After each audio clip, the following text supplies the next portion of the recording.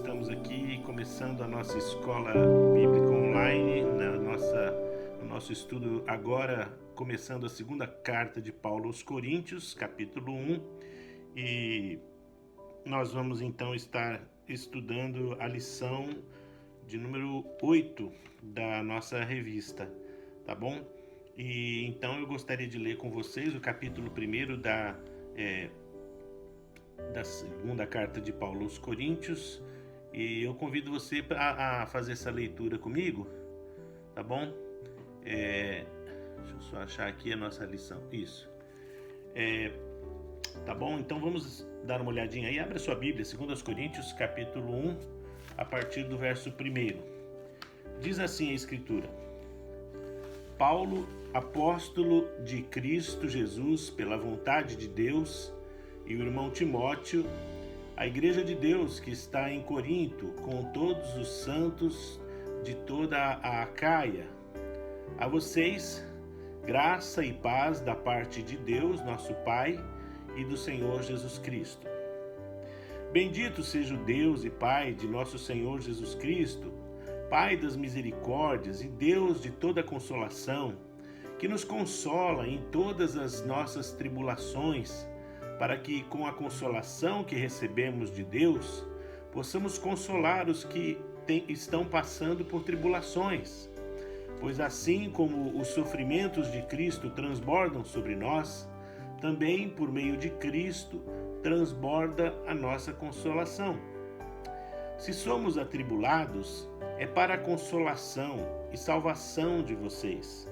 Se somos consolados, é para a consolação de vocês, a qual lhes dá paciência para suportarem os mesmos sofrimentos que nós estamos padecendo. E a nossa esperança em relação a vocês está firme, porque sabemos que da mesma forma como vocês participam dos nossos sofrimentos, participam também da nossa consolação. Irmãos, não queremos que vocês desconheçam as tribulações que sofremos na província da Ásia, as quais foram muito além da nossa capacidade de suportar, ao ponto de perdermos a esperança da própria vida. De fato, já tínhamos sobre nós a sentença de morte, para que não confiássemos em nós mesmos, mas em Deus que ressuscita os mortos. Ele nos livrou e continuará nos livrando de tal perigo de morte. Nele temos colocado a nossa esperança de que continuará a livrar-nos, enquanto vocês nos ajudam com suas orações.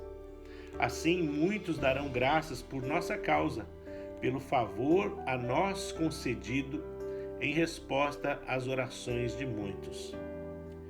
Este é o nosso orgulho.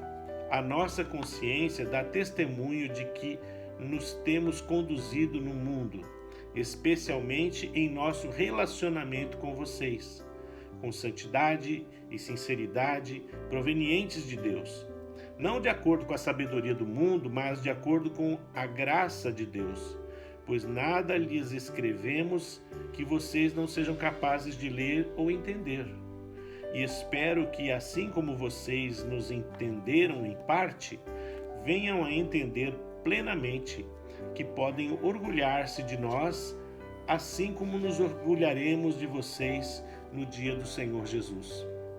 Confiando nisso e para que vocês fossem duplamente beneficiados, planejava primeiro visitá-los em minha ida à Macedônia e voltar a vocês vindo de lá para que me ajudassem em minha viagem para a Judéia. Quando planejei isso, será que o fiz levianamente? Ou será que o faço meus planos de modo mundano, dizendo ao mesmo tempo sim e não? Todavia, como Deus é fiel, nossa mensagem a vocês não é sim e não, pois o Filho de Deus, Jesus Cristo, pregando entre vocês por mim e também por Silvano e Timóteo, não foi sim e não, mas nele sempre houve sim, pois quantas forem as promessas feitas por Deus, tantas tem em Cristo o sim. Por isso, por meio dele, o amém, é pronunciado por nós para a glória de Deus. Ora, é Deus que faz que nós e vocês permaneçamos firmes em Cristo. Ele nos ungiu, nos selou como sua propriedade e pôs o seu Espírito em nossos corações como garantia do que está por vir.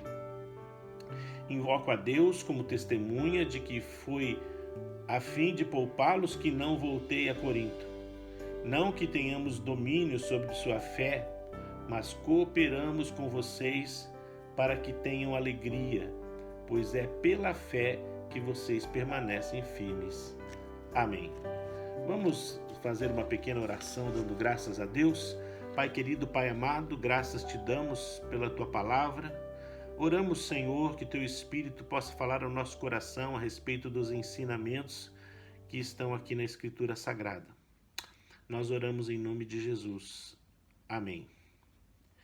Muito bem, nós estamos na segunda carta de Paulo aos Coríntios. A primeira nós terminamos na última aula e os irmãos lembram que foi uma carta dura, uma carta pesada, uma carta em que o apóstolo Paulo ele lida com vários assuntos ali.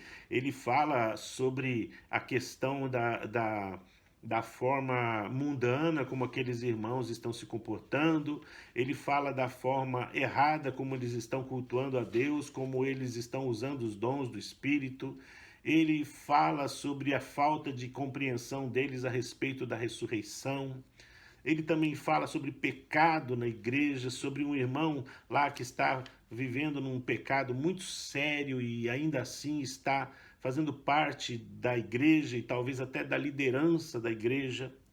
Ele coloca ali a discussão a respeito do desrespeito que algumas pessoas têm pelo local de culto.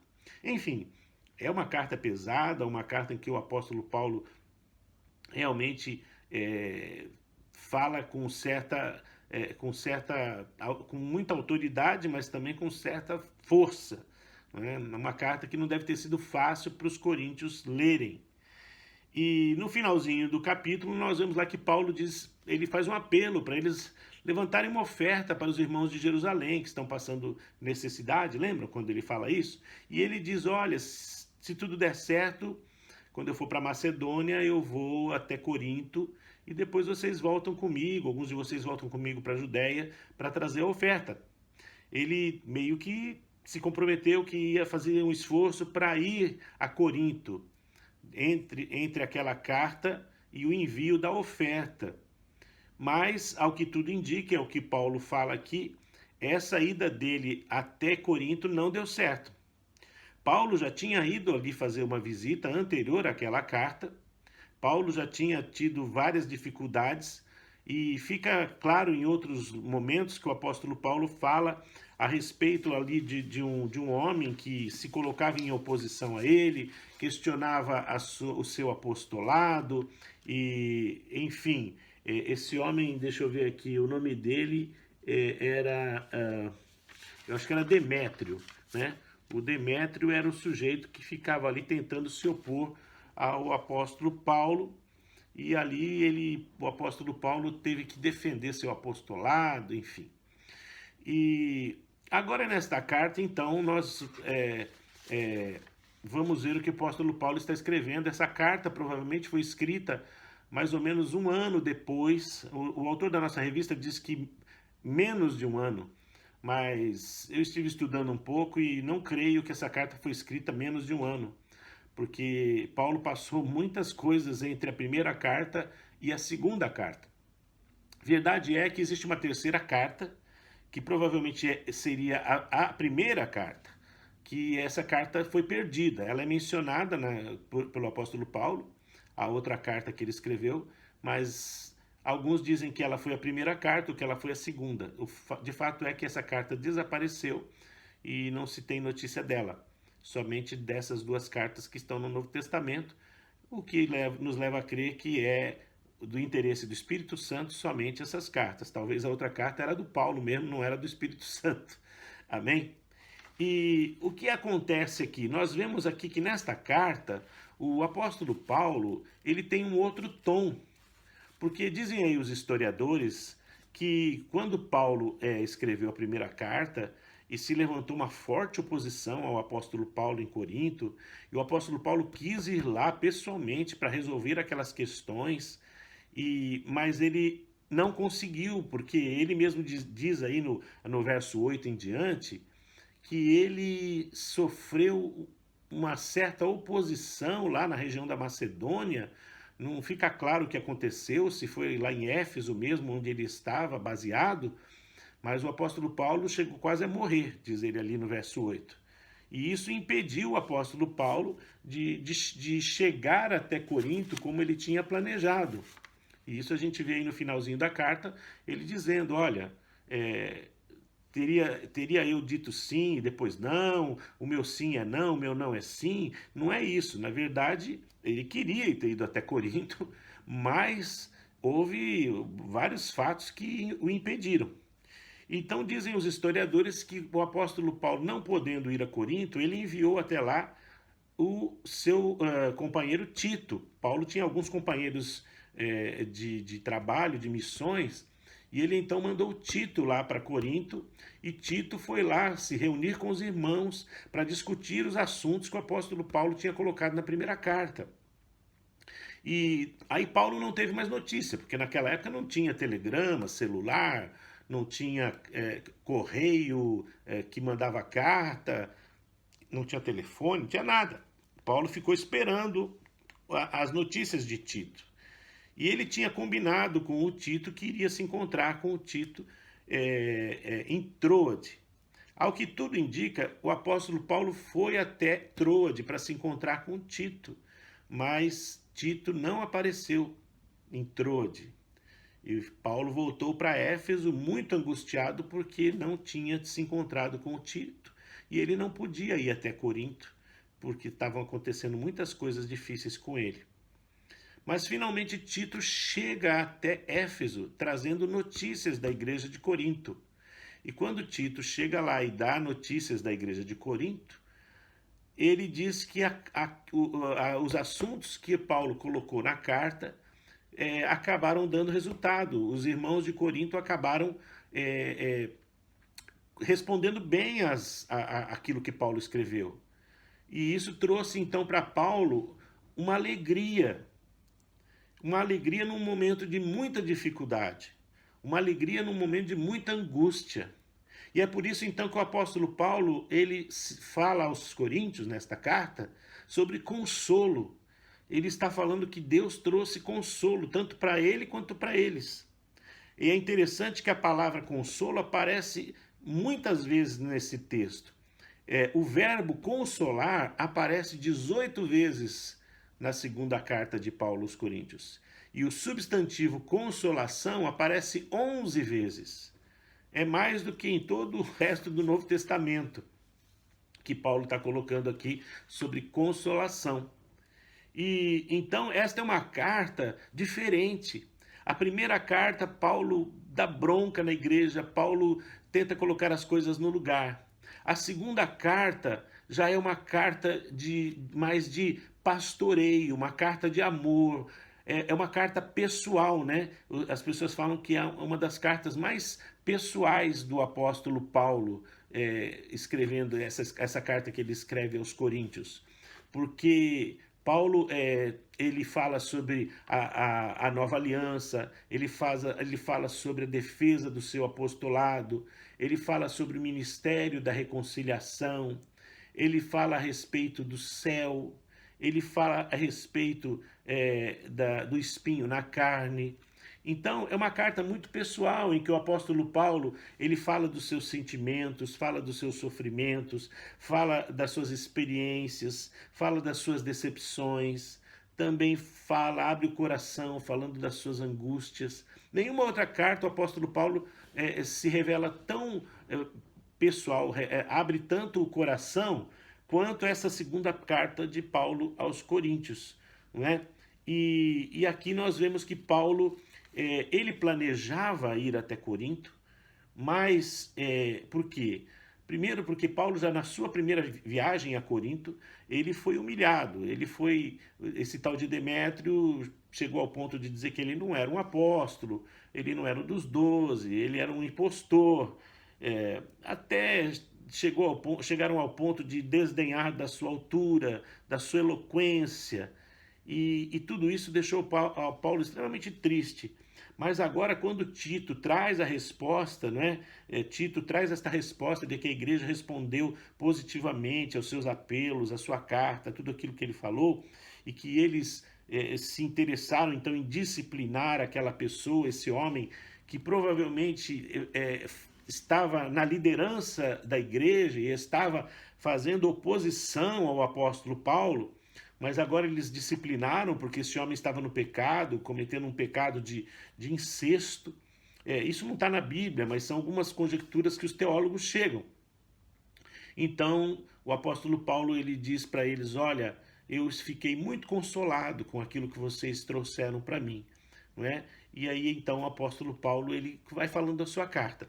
Se a gente olhar para a carta, aqui logo no começo do capítulo 1, Paulo ele faz uma saudação. Essa carta, esse capítulo aqui, ele coloca assim, saudação, depois ele fala sobre a exaltação do nome de Deus e depois ele fala sobre consolação. Então, basicamente, esse capítulo vai nos falar sobre esses 3 assuntos. E aqui no começo a sua saudação é uma saudação clássica do apóstolo Paulo. Em 9 cartas, Paulo usa sempre a mesma saudação, quando ele fala Paulo, apóstolo de Cristo Jesus, pela vontade de Deus, né? E aí ele diz assim, a vocês graça e paz da parte de Deus. Essa palavra graça, caris, a palavra paz, eirene. Então, caris, eirene, tu Kyrios, no grego, que quer dizer graça e paz da parte de Deus. E essas 2 palavras, elas na verdade são uma síntese do Evangelho, não é? Porque graça é a causa da nossa relação com Deus e paz é o resultado da nossa comunhão com Deus. Por isso que o apóstolo Paulo começa com a causa e com o resultado, graça e paz, não é? A graça nos leva a Deus, a paz é o resultado de nós nos achegarmos a Deus e receber essa paz, porque o próprio Senhor Jesus Cristo disse: a minha paz vos dou, não a dou como o mundo a dá. Não se turbe o vosso coração, nem se atemorize. E aí ele diz: credes em Deus, na casa de meu pai há muitas moradas, se não fosse assim eu vou-lo teria dito, mas vou preparar-vos lugar para que onde eu estiver, estejais vós também. Além de Paulo falar sobre a questão da graça e da paz, aqui na introdução à carta, Paulo está dizendo aqui, Paulo, apóstolo de Cristo Jesus, pela vontade de Deus. Mais uma vez o apóstolo Paulo está enfatizando aqui que ele não era apóstolo pela vontade do homem, ele não foi nomeado de acordo com a vontade pelo voto dos apóstolos ou coisa assim, ele foi nomeado pelo próprio Senhor Jesus Cristo, quando ele estava no caminho de Damasco. O Senhor Jesus Cristo vai lá e chama o apóstolo Paulo, tira ele do caminho que ele estava indo, transforma a vida dele e coloca Paulo como o verdadeiro apóstolo aos gentios. Então, por isso que ele diz, eu sou um apóstolo pela vontade de Deus. Ele também menciona a presença lá em Éfeso do irmão Timóteo. Ele fala assim, e o irmão Timóteo, a igreja de Deus que está em Corinto, e com todos os santos, ou todos os irmãos de toda a Acaia. A Acaia era aquela região ali que ficava ao sul da Grécia, em que Corinto estava incluída, e Paulo menciona aqui Timóteo, porque Timóteo foi um grande companheiro, não é? Paulo acompanhou toda a vida de Timóteo, depois Timóteo, o próprio apóstolo Paulo escreveu 2 de suas epístolas para o Timóteo, porque o Timóteo era mais ou menos assim um supervisor, um bispo, alguém que o apóstolo Paulo mandava às igrejas que ele tinha aberto, que ele tinha ajudado que fossem iniciadas, para que Timóteo, como homem de sua confiança, estivesse ali verificando como era o andamento das igrejas, como as coisas estavam indo. E então agora Timóteo está junto com Paulo, assim como Silvano, Tito, outros homens companheiros de Paulo no ministério.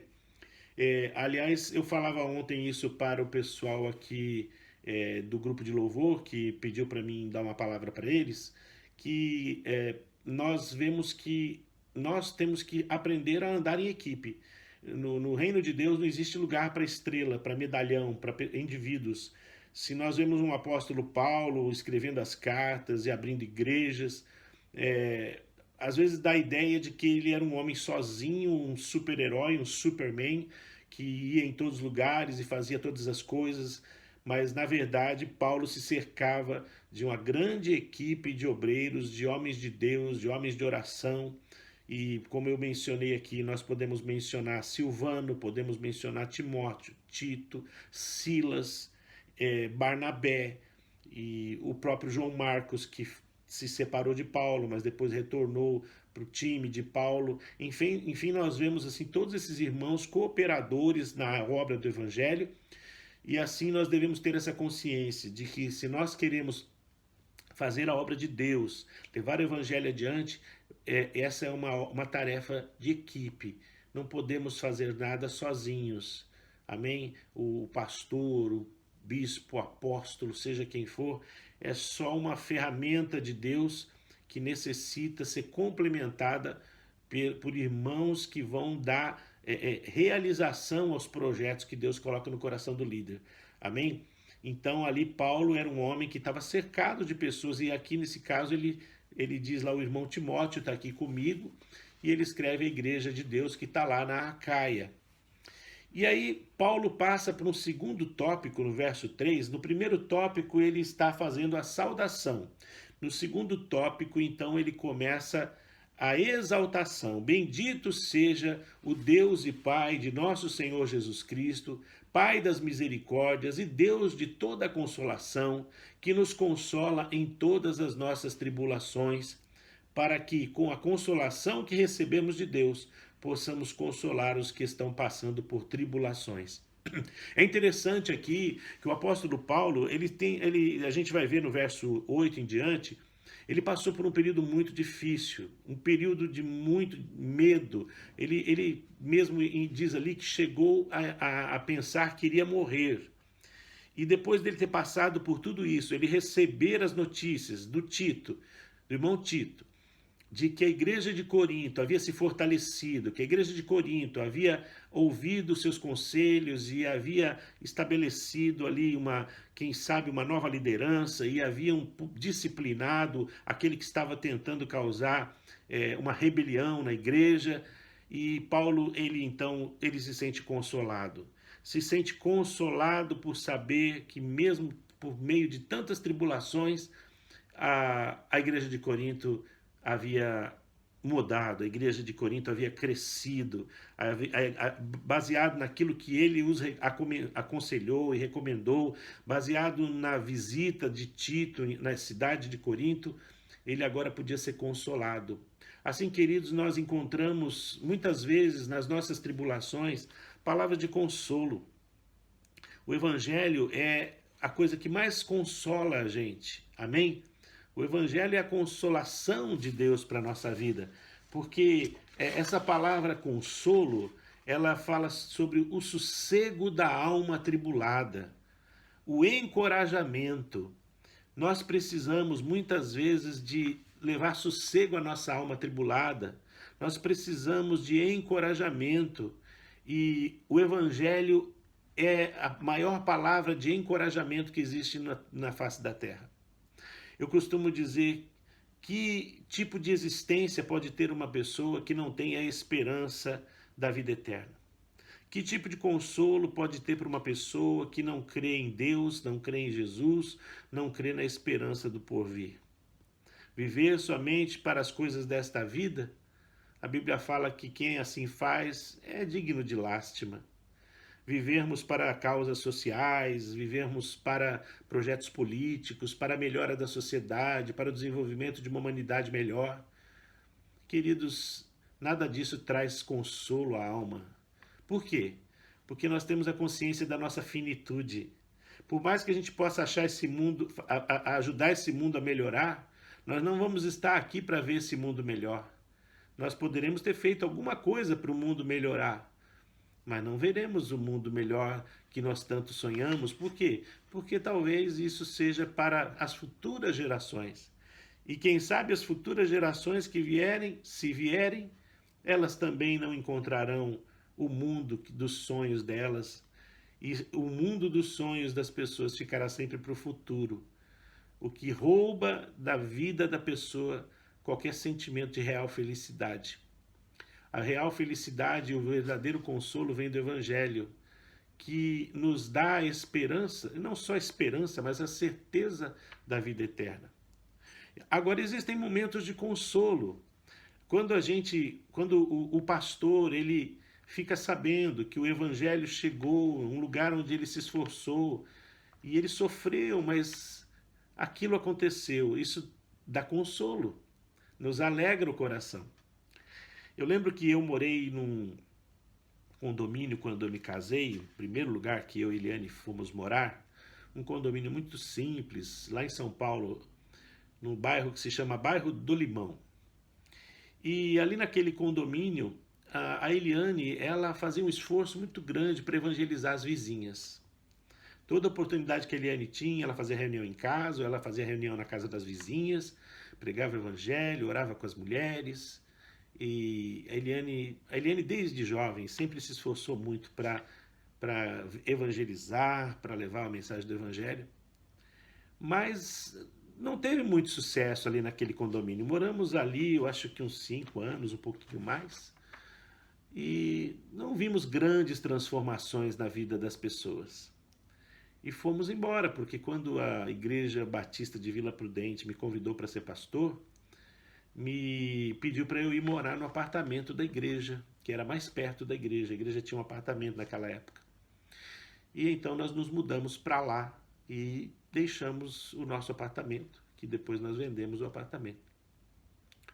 Mas passados alguns anos, eu precisei ir lá falar com a pessoa para quem eu tinha vendido o apartamento, alugado, eu não me lembro. Eu aluguei durante alguns anos, depois eu vendi. E quando eu voltei lá, anos depois, uma mulher do condomínio me viu, uma moça, e veio falar comigo e falou: o senhor é o marido da Eliane? Eu falei: sou o marido da Eliane, sim. Ela falou: como ela está? Eu falei: ela está bem, graças a Deus. Ela: ai, que saudade dela, já faz tantos anos que a gente não a vê e tal. Ela falou: olha, eu quero que você manda uma notícia para ela. E eu disse: qual é a notícia? Ela falou: olha, diga para ela que todas aquelas mulheres que ela chamava para orar, chamava para reunião, e as mulheres cheias de problemas e tal. Ela falou: nós nos unimos, ela já tinha entregue a vida para Jesus com a Eliane ali. Ela falou: nós fomos congregar todas na mesma igreja e hoje nós temos uma igreja com a maioria daquelas mulheres. Quase todas aquelas mulheres que a Eliane reunia, orava e pregava, estamos todas na mesma igreja. E ela disse: manda a Eliane essa informação para a Eliane para que ela possa alegrar e consolar o coração dela de que todo o esforço dela não foi em vão. Então nós vemos aí, queridos, que uma palavra dessa traz uma grande consolação, porque você possa pensar: puxa, eu trabalhei tanto, me esforcei ali tanto, mas eu não vi resultado nenhum. Quando vem uma palavra dessa, traz consolação, amém? Quando a gente faz missões, por exemplo, coopera com os missionários, a gente faz a reunião aqui, a gente não vê o trabalho. Mas quando eu estive lá no Níger e eu vi com os meus próprios olhos aquelas crianças convertidas, aqueles jovens africanos que eram antes de outra religião, agora servindo a Cristo de todo o coração, eu pude me alegrar e dizer: nossa, vale muito a pena aquilo que nós fazemos lá em Austin, o que a nossa igreja faz em Austin, porque tá tendo resultado. Isso gera em nosso coração consolação de que o nosso esforço não é vão. A palavra de Deus lá em Coríntios diz que o vosso trabalho no Senhor não é vão.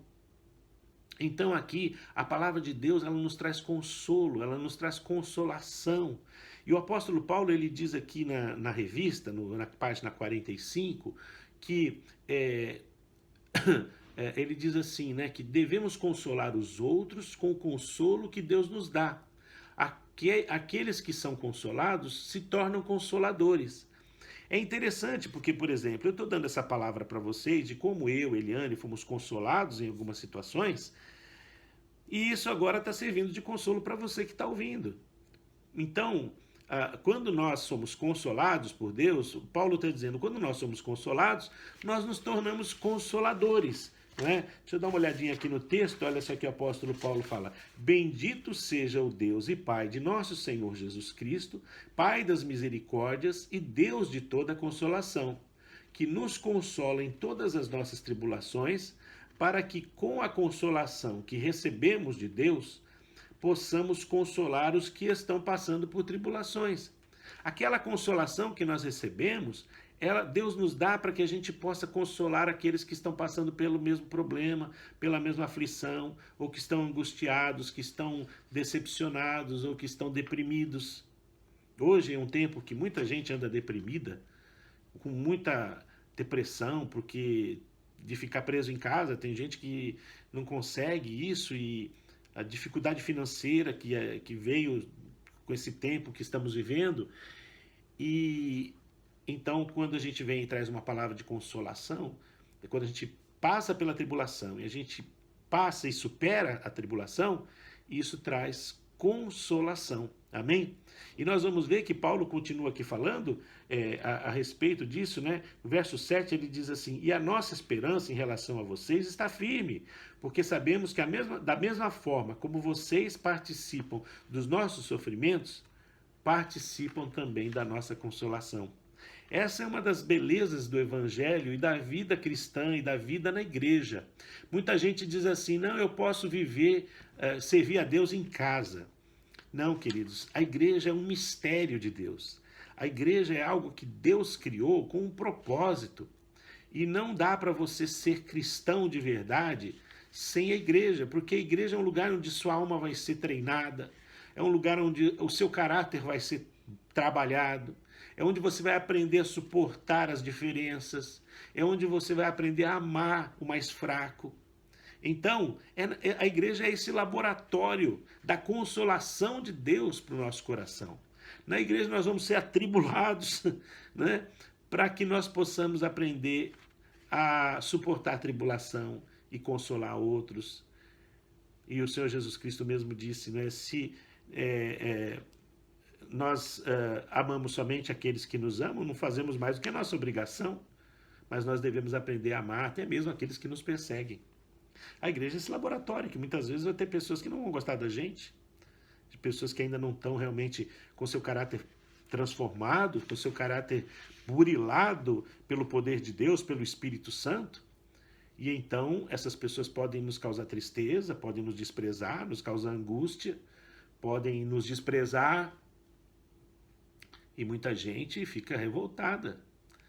E não fique revoltado, dê graças a Deus, porque essa é a forma que Deus escolheu de moldar o seu caráter, de moldar o seu coração, de fazer você parecido com Jesus, capaz de suportar as injúrias dos que o injuriaram e continuar amando essas pessoas. Amém? Nós fomos chamados para aprender a amar os inimigos, para aprender a amar os adversários, quanto mais os irmãos encardidos, os irmãos difíceis, os irmãos que vêm cheios de defeito da sua vida. Isso se não formos nós mesmos o irmão defeituoso, porque achamos que o outro tem defeito, e somos nós, na verdade, o causador de muitas das coisas que nós pensamos que somos vítimas. Então, Paulo nos fala sobre a importância de aprendermos a sermos consolados nas nossas tribulações, para que assim nós possamos consolar a outros. E aí, quando nós vamos para o versículo 8, Paulo então começa a dar um relatório e mais alguma coisa sobre o consolo que ele recebeu de Deus. Ele fala: irmãos, não queremos que vocês desconheçam as tribulações que sofremos na província da Ásia, as quais foram muito além da nossa capacidade de suportar, ao ponto de perdermos a esperança da própria vida. De fato, já tínhamos sobre nós a sentença de morte, para que não confiássemos em nós mesmos, mas em Deus que ressuscita os mortos. Ele nos livrou e continuará nos livrando de tal perigo de morte. Nele temos colocado a nossa esperança de que continuará a livrar-nos enquanto vocês nos ajudam com as suas orações. Olha só o que Paulo está dizendo.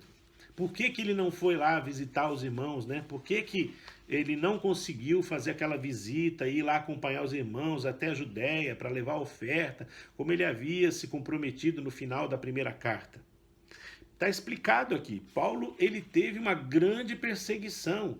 Paulo esteve debaixo de um grande perigo.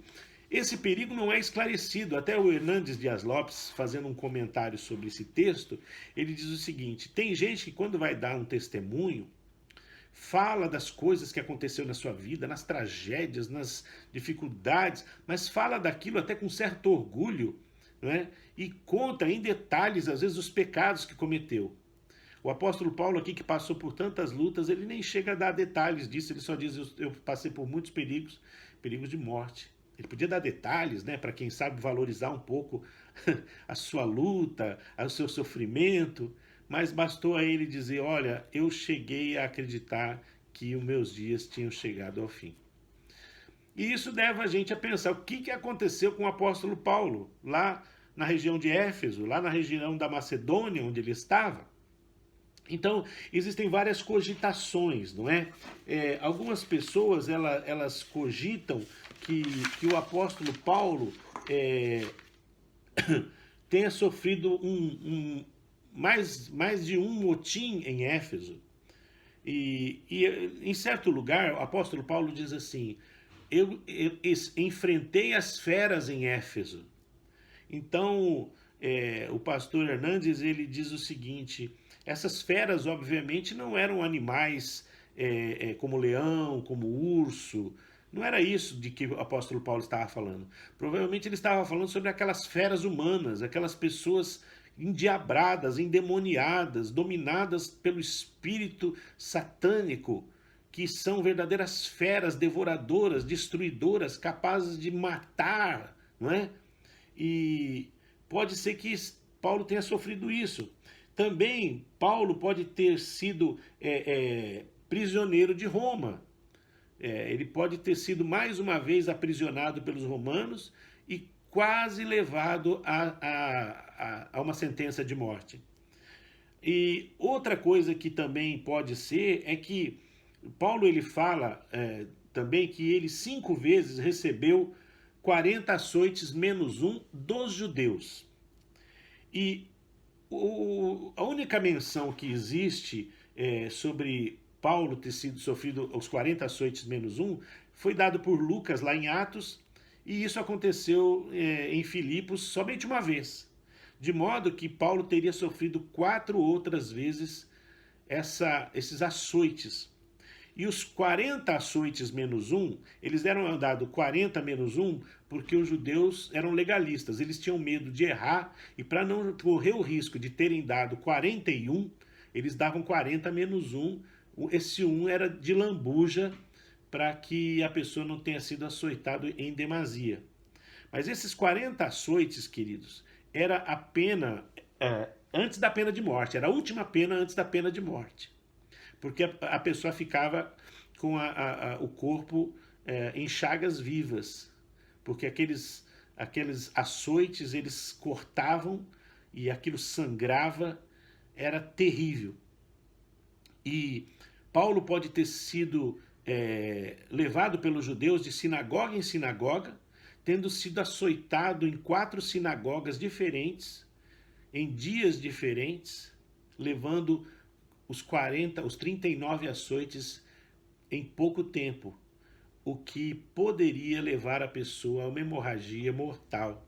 Talvez Paulo tenha ficado tão acabado, tão destruído fisicamente, tenha perdido tanto sangue, que ele acreditasse que iria morrer, que ele tinha realmente uma sentença de morte. E ele diz assim: de fato já tínhamos sobre nós a sentença de morte, para que não confiássemos em nós mesmos, mas em Deus que ressuscita os mortos, Então dá a entender que Paulo realmente foi muito ferido mortalmente, muito gravemente, a ponto dele dizer que Deus o ressuscitou dos mortos. E ele diz: Ele nos livrou e continuará nos livrando de tal perigo de morte. Nele temos colocado a nossa esperança e continuará a livrar-nos. E ele aí no verso 11 fala algo muito importante. Enquanto vocês nos ajudarem com as suas orações. Assim muitos darão graças por nossa causa, pelo favor a nós concedido em resposta às orações de muitos. Aqui fica uma coisa muito interessante. Essa igreja que Paulo tinha criticado tanto na primeira carta, esta igreja que ele tinha realmente quase que perdido as esperanças da sua mudança, agora essa igreja é sua parceira de oração nas suas tribulações. Ele diz: enquanto vocês nos ajudam com as suas orações. Queridos, a oração pode muito em seus efeitos. Eu e a Eliane, nós diariamente dobramos nossos joelhos ali no nosso quarto. Nós temos um envelope com o nome de cada família da igreja, de cada pessoa da nossa família, de cada pessoa que frequenta a nossa igreja, ainda que esporadicamente, de outras pessoas e amigos, de pessoas que pedem oração pela internet, pelo YouTube. E nós temos ali aqueles envelopes. E nós dobramos os joelhos todos os dias. Oramos pela nossa família, oramos um pelo outro e oramos pela igreja, oramos pelas pessoas cujos nomes estão escritos naqueles envelopes. É lógico que nós não conseguimos orar por toda essa gente nominalmente todos os dias. Então o que a gente faz? A gente faz um revezamento. A gente ora por todos os envelopes, ali por todos os pedidos de maneira coletiva, mas todo dia a gente pega 5, 10 envelopes daqueles e oramos nominalmente por aquelas pessoas, por aquela família. Vez por outra o seu nome aparece ali, da sua família, dos seus filhos, do seu esposo, do seu marido, seja quem você for. E nós oramos nominalmente por você, porque nós sinceramente acreditamos no poder da oração. E para encerrar essa aula aqui, eu gostaria de desafiar você a fazer o mesmo, a fazer ali a sua caixinha de oração, o seu caderninho de oração, o seu livro de oração, colocar ali o nome das pessoas que você ama, colocar o nome ali colocar a nossa igreja, colocar os pastores, os líderes, a família. E todos os dias você dobrar os seus joelhos por 10 minutos que seja, e você levar a Deus a sua oração, porque a sua oração ela é poderosa. Você precisa acreditar mais no poder da oração. Paulo confiava na oração dos irmãos de Corinto, porque ele acreditava que aquelas orações foram um dos instrumentos de Deus para que ele voltasse à vida em meio a tanta dor e tanto sofrimento. A igreja de Corinto, que era uma igreja difícil, agora é sua parceira de oração. Eu quero contar com você, para que você que está aí também possa ser nosso parceiro de oração. E você pode contar comigo, que eu sou seu parceiro de oração. Que Deus te abençoe. Uma boa semana. Em nome de Jesus. A semana que vem a gente volta aqui para a nossa próxima aula, né? Vamos continuar aqui na lição 8, não terminamos. E eu quero pedir para você que eventualmente assistiu essa aula no YouTube e ainda não subscreveu o nosso canal, que você subscreva o nosso canal, que você dê o seu like ou dislike, como você quiser, e que você ative o sininho aí para que quando a gente entrar ao vivo, ou quando a gente publicar um vídeo novo, o que acontece toda semana, você possa receber a sua notificação, tá bom?